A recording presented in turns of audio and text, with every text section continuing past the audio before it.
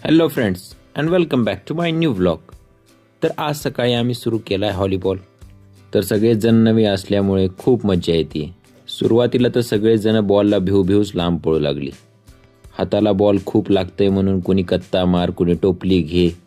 टोपली म्हणजे मित्रांनो आपली फिंगर. भाऊ आपल्याला तर फिंगरच येते हा. आणि हे बघा आमचे श्रीकांत भाऊ कसे बॉल हातात घेऊन फेकतात ते. त्यानंतर आम्ही सगळ्यांनी लाकडं गोळा केली आणि पेटवली शेकोटी. आणि हे बघा विनायक भाऊ कसे पानं गोळा करून आणलीत.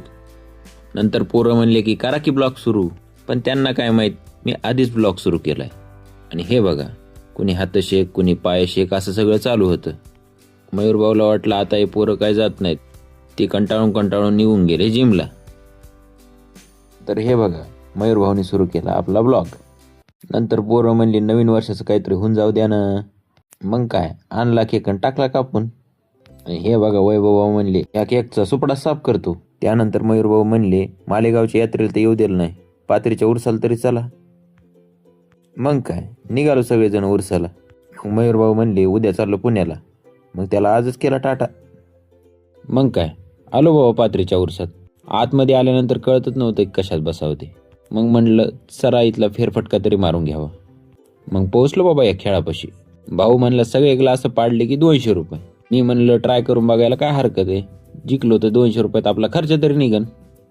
मग काय घेतला ना 20 रुपयात एक चान्स. मग पहिल्याच चान्समध्ये आपला कार्यक्रम वाजला. पोरायला म्हणलं आपली तर आता जिरली, तुम्ही तुमचं बघा. भाऊला म्हणलं आम्ही तर काही जिंकलो नाही, पण फुकटमध्ये एक चान्स द्या. मग भाऊ बी निघला दिलदार, दिला त्याने एक चान्स.